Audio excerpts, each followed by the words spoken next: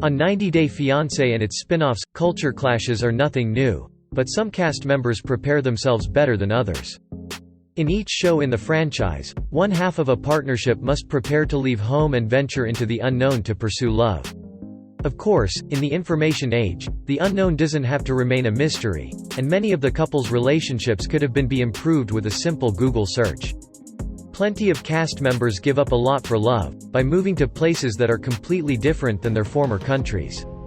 Learning more about the new cultures they will encounter is a prudent move that often helps to ease the transition. Some cast members adapt well to their spouse's cultures. They successfully establish themselves in their new homes. Other franchise stars don't perform due diligence about places they are moving to.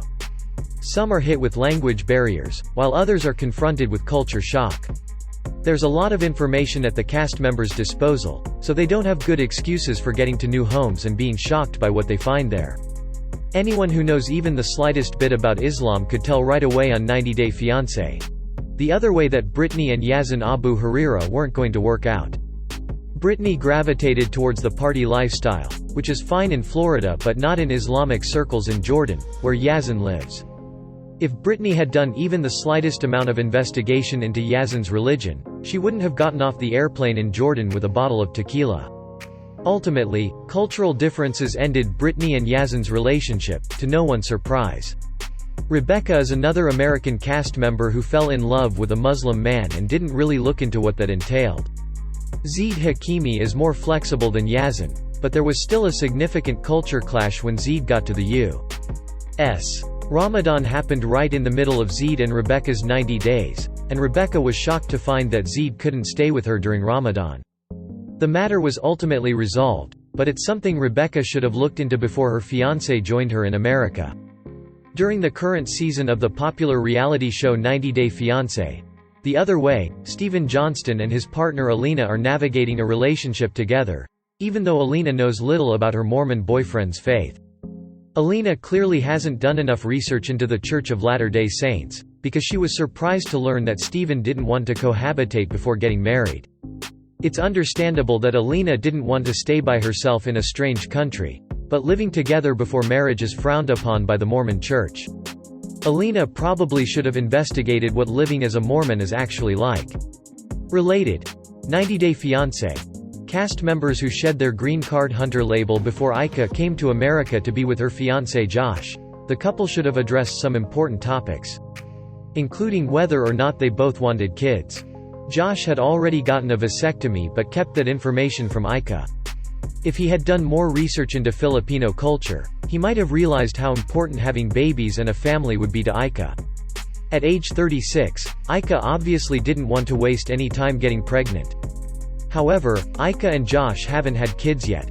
Usually, on 90 Day Fiancé, it's the American partner who fails to do any research, but in the case of Lita and Eric Rosenbrook, Lita should have gotten a better idea of what she was getting herself into. Lita claimed she came from a very wealthy family and was used to a lot of opulence. Her fiancé Eric didn't exactly live a life of luxury, and Lita was very disappointed when she first got to the U.S. At the very least she could have asked for pictures, but Lita and Eric are still together, so it seems like Lita got over her initial culture shock.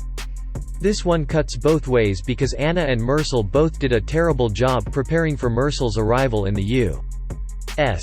Mersel wasn't eager to leave Turkey for Nebraska, but that wasn't the couple's worst issue. Neither one of them did much to learn the other's language before Mersel uprooted his life. Instead of learning, they opted to rely on a translator app. To no one's surprise, the app caused a lot of miscommunications between Anna and Mersel. Perhaps if they had gone on Duolingo more, their 90DF journey would have been smoother. Although Angela and Michael Alasanmi's age gap hasn't helped their relationship, a lot of their issues are rooted in their different priorities, which relate to their cultural differences. In Nigerian culture, having biological children is extremely important, and it's clearly something that Michael wants from a relationship. Angela likely can't give him that due to her age, and she should have realized how important it would be to him. Now, the couple is at an impasse that could have been avoided if Angela had learned more about Michael's culture. Related. 90 Day Fiancé. Angela claims Michael has an imposter amid tell-all fight although Ariella was well-traveled. She was still ill-prepared when she moved to Ethiopia to be with Biniam Shibre, who is now the father of her child. She also failed to prepare her mother, who came to help her get settled before giving birth. Ariella's mother was appalled by her living conditions and even a little disrespectful to the staff at the hospital where Ariella would be giving birth. Ethiopia may not have been up to the standards of Ariella and her mother, but they could have researched the country beforehand. These 90-Day Fiancé franchise cast members were shocked when they first came to their new homes, but they probably shouldn't have been. With a little research and Googling, the cast members could have greatly reduced their stress levels and eased their transitions into completely different lives.